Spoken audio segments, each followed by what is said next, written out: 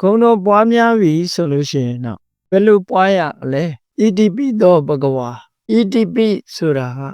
အကြောင်းကိုရည်ညွှန်းတာသောဘဂဝါကိုယ်စိတ်ထဲမှာငါကြည်ညိုတဲ့ငါကိုးကွယ်တဲ့အဲ့ဒီဗုဒ္ဓမြတ်စွာဘုရားဟာလို့အဓိပ္ပာယ်ရတယ်ဒီလောကလုံးကလေးစားရတဲ့ဗုဒ္ဓဆိုတဲ့ပုဂ္ဂိုလ်သူမြတ်ဟာကိုချင်းသီလနဲ့နိုင်ရှင်မယ်ဆိုလဲသူ့ကိုတာတဲ့ပုဂ္ဂိုလ်မပြောနဲ့မှီတဲ့ပုဂ္ဂိုလ်တော့မရှိဘူးတမာတိနဲ့နိုင်ရှင်လိုက်ပြန်ရင်လဲဖရာတဲ့တာတဲ့ပုဂ္ဂိုလ်မဆိုထားနဲ့တူတဲ့ပုဂ္ဂိုလ်တော့မရှိဘူးပညာအားဖြင့်လဲဖရာတဲ့တာတဲ့ပုဂ္ဂိုလ်ဆိုတာမပြောနဲ့တူတဲ့ပုဂ္ဂိုလ်တော့မရှိဘူးလို့ဒီလိုဆိုလိုတယ်ပေါ့နော်ဒါကြောင့်မို့လောကလုံးကဥညွတ်လေးစားရတဲ့ပုဂ္ဂိုလ်သူမြတ်မို့ဘဂဝါလို့ဒီလိုခေါ်တာကြည် ETP သောဘဂဝါသောဘဂဝါမြန်မာလိုတော့အမျိုးမျိုးပြန်ကြတယ်ဘုန်းတော်ကြီးမာထိုရှင်တော်မြတ်ဖရာသည်ကိုယ်စိတ်ထဲမှာ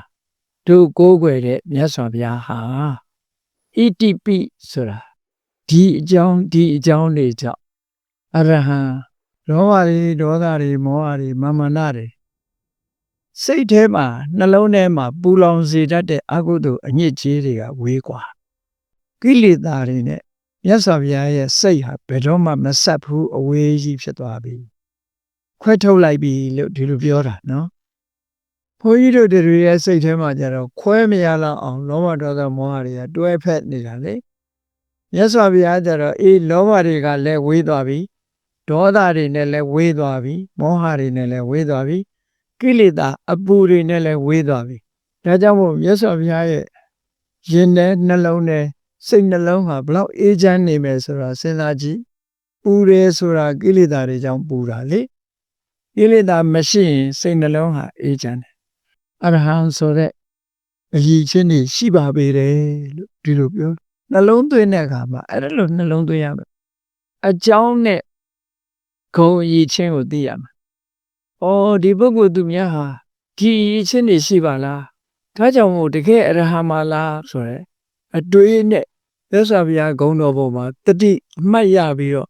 ဆင်ញင်စဉ်းစားနေမှုနော်သမ္မာသင်္ကပ္ပဆိုရဲမှန်ကန်တဲ့အတွေးတွေနဲ့ဒီတရားဓမ္မကျင့်ကြံကြိုးကုန်တာတတိထားနေတာတတိကိုအဓိကထားပြီးတော့ပြောတာတတိရှိလို့ရှိရင်ပညာကလည်းဖြစ်လာမြတ်စွာဘုရားအပေါ်မှာဆန်းစစ်လေ့လာတဲ့အခါမှာဒီအကြောင်းတွေကြောင့်ဒီအချက်တွေကြောင့်ဘုရားဟာတကယ်အရဟံမာလားလို့လက်ခံလာတယ်ကျင့်납လာအဲ့ဒီကျင့်납လာသည့်အထိအောင်နှလုံးသွင်းရမှာအဲ့ဒီလိုမဟုတ်ဘဲနဲ့အရဟံ6ချက်လုပ်နေမရဘူးနော်ဘုရားကုံတော်မထီရဘူး6ချက်ဆိုတာပရိကြတာကိုပြောတယ်နော်ဒီမရွရဘူးတော့မဟုတ်ဘူးအရေးကြီးတာကမြတ်စွာဘုရားရဲ့ဂုဏ်တော်ကိုသိဖို့ကြိုးစားရည်ချင်းကိုသိမှစိတ်ထဲမှာနှစ်ကဖြစ်လာရွရင်နှလုံးသွင်းရင်တော့ကိစ္စမရှိဘူးပေါ့အရေးအတွက်ကဏ္ဍပေါ်မှာစိတ်ရောက်နေလို့ရှိရင်ဘုရားပေါ်မှာစိတ်မရောက်ဘူးအဲ့ဒါကိုယ်စဉ်းကျင်စဉ်းစားကြည့်ပေါ့သောဘဂဝါ ETP အရဟံသောဘဂဝါ ETP သမ္မာသမ္ဗုဒ္ဓောလို့ပါဠိလိုကြတော့ဒီလိုပြောမြန်မာလိုပြောတဲ့အခါတို့ကိုးကွယ်တဲ့မြတ်စွာဘုရားဟာဒီအချက်တွေကြောင့်အရဟံဂုဏ်တော်နဲ့ပြည့်စုံပါပေတယ်လို့စိတ်ထဲမှာသဘောကျလာသည့်ထိအောင်အကျဉ်းချင်းအထက်တတိမပြတ်တတိကပ်ပြီးတော့စဉ်းစားဆင်ခြင်သုံးသပ်နေဖို့လိုတယ်ဒါကိုဗုဒ္ဓနုတ္တိဘာဝနာပွားတယ်လို့ခေါ်တာအဲ့ဒီလိုသာစနစ်တကျပွားမယ်ဆိုလို့ရှိရင်ဂုဏ်တော်ပွားနေတဲ့အချိန်မှာရာဂဒေါသမောဟဆိုတာတွေဖြစ်မှာမဟုတ်ဘူး